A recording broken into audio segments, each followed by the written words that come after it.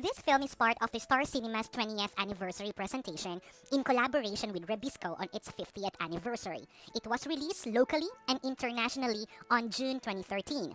The narrative will be centered on Filipino values, shown through comedic and dramatic moments that are common in Filipino movie. And there was no narration was present in the film. The usual shots of the film are medium close-up and wide shot that resembles the togetherness of the family despite having their differences at some point of the film. There were minimum flashbacks on this film, and the story is very linear, with some branching for some subplots that effectively merges back to the main story. Now let's talk about the motivation and the parallelism of the different characters. Theodora, aka Teddy, has to be seen as worthy of her mother's praises, despite her working conditions. And she represents failed ventures of Filipinos outside the country and the eldest child who has to exceed the expectations of the family. Roberta, aka Bobby, has to be seen by the family not just as the second eldest but also as someone worthy of their respect and love. And she represents the fruit of being alone in a foreign land while receiving little love and support from her family, forcing herself to be an independent to thrive. We also have Alexandra, aka Alex. She has to be seen as not a loose cannon or the black sheep of the family, but someone who still loves her family while pursuing her dreams. And she represents the family member who has to deal with people setting expectations for her and her constantly not meeting them. And when she does, no one says it. We also have Gabriela, aka Gabby.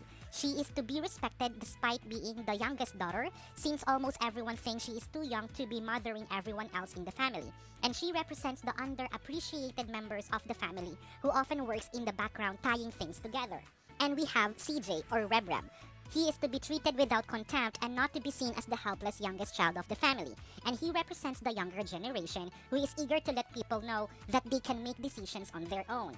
Lastly, we have Mother Grace, to equally show the love and respect she has for her children. She represents the well-meant stereotypical Filipino mother who often has high expectations for her children and inevitably makes them resent each other for the uneven treatment she has towards them. The story is about the return of four somewhat strange sisters for the wedding of their youngest brother, CJ. Throughout the film, secrets were uncovered and the family had to deal with the pains that they had hidden through the years against each other. When the family is reunited, the sisters discuss CJ's impulsive decision to get married and plan to stop the said wedding. They extended CJ's options by renting some girls for a boys' night out, but did not work. Teddy and Frodo stopped by one of the Bayag's establishments, I spa with an inappropriate tagline promising clients a happy ending.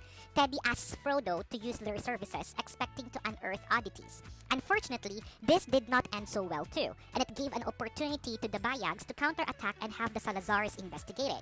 When the Bayags visited the Salazars to show the wedding gowns, to which they did not like initially, they have compromised and agreed to play a game, and whoever wins the game will decide to what to wear on the said wedding. The Bayags kept making suggestions that Teddy is a maid throughout the game. The Bayags are abruptly interrupted by Grace, who asks them to leave after they insulted her daughter. Teddy admits to being laid off during the recession when Grace confronts her about the Bayags' action, and she releases all of her emotional agony. Bobby expresses to Grace how upset she has been her entire life for not being anyone's favorite, and how envious she has been of her siblings for all of their unique qualities throughout the conflict. She describes how difficult and lonely life was for her in New York. The next day, Prince's grandfather passed away, and the two families make up and expresses their regrets. CJ and Princess' wedding is postponed because of a belief that states that marriages must take place within a year of a family member's dying. In order to avoid wasting the preparations and cost, Bobby uses them to marry Tristan, while the Salazars are dressed in the Bayag's dresses.